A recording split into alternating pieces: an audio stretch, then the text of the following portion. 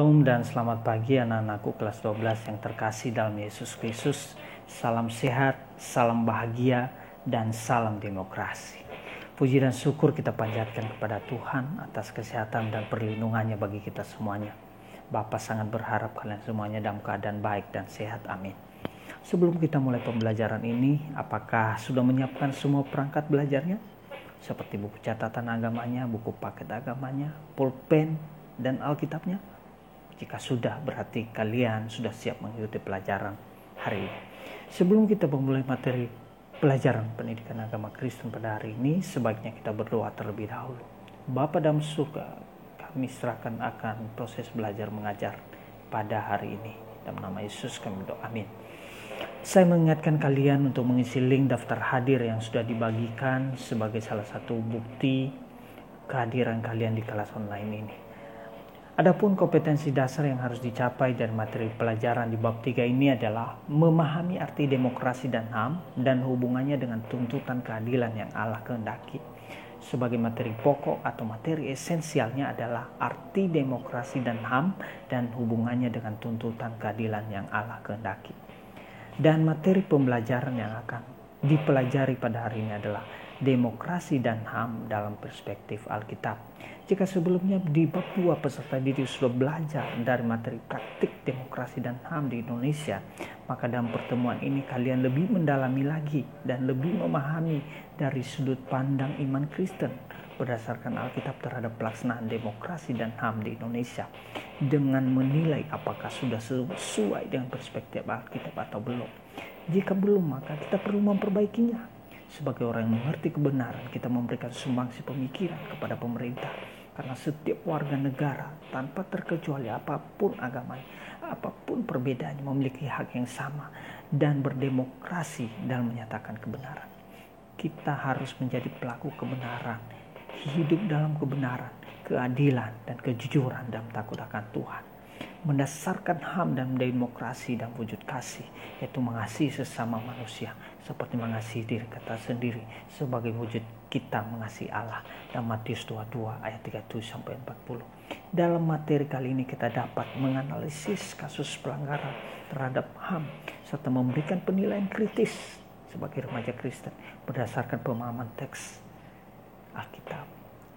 Bekerja dalam menjelaskan hak asasi manusia dalam kaitannya dengan konsep manusia sebagai makhluk mulia ciptaan Allah yang bermartabat. Lalu kita juga dapat menunjukkan syukur kepada Allah yang menganugerahkan HAM kepada manusia, sehingga tujuan dari pembelajaran ini dapat tercapai, yaitu agar supaya kita semua, kalian sebagai remaja Kristen, dapat mewujudkan demokrasi dan HAM berdasarkan nilai-nilai iman yang tercantum dalam Alkitab. Lalu apa yang menjadi kesimpulan dari materi pembelajaran ini? Mari kita simpulkan secara bersama-sama bahwa kita harus menjadi pelaku kebenaran dalam mewujud nyatakan demokrasi dan HAM melalui sikap kita, perkataan dan perbuatan berdasarkan nilai-nilai iman yang tercantum dalam Alkitab. Bapak minta kalian tidak berpergian kemana-mana kalau tidak terlalu penting. Selalu ingat dan lakukan protokol kesehatan dari pemerintah. Selalu mencuci tangan, selalu menjaga jarak, dan selalu memakai masker dalam adaptasi kebiasaan baru atau new normal. Dan terakhir, selalu berdoa. Tetap jaga kesehatan diri sendiri dan keluarga yang kita cintai. Jika tidak keberatan, mohon partisipasinya. Silakan like video ini, komentar hadir sebagai satu bukti kehadiran, atau komen lainnya untuk membangun, dan klik subscribe dan bunyikan loncengnya agar supaya bisa mengikuti konten-konten materi pelajaran atau konten bermanfaat lainnya. Bagi yang sudah berpartisipasi, saya ucapkan terima kasih. Mari kita refleksikan materi pelajaran yang kita terima pada hari ini. Sudahkah kita menjadi pelaku kebenaran dan mewujudkan demokrasi dan HAM dalam kehidupan bermasyarakat dan bernegara? Hanya kita sendiri yang bisa menjawabnya. Jika kita sudah demikian, maka kita terus tingkatkan kualitasnya. Ataukah mungkin kita justru sebaliknya, belum menjadi orang yang sungguh-sungguh dalam mewujudkan demokrasi dan HAM dalam kehidupan kita? Mungkin karena selama ini kita tidak cukup memahami arti demokrasi dan HAM yang sesungguhnya berdasarkan Alkitab atau firman Allah. Oleh karena itu, mari setelah selesai belajar ini, kita mengambil keputusan untuk menjadi pribadi yang baik, yang mengasihi sesama tanpa harus menyakiti. Jika kita mengasihi sesama kita dengan sungguh-sungguh, maka itu artinya kita sedang menjadi pelaku demokrasi dan HAM berdasarkan firman Allah, dan tidak ada hukum manapun yang menentang akan hal ini.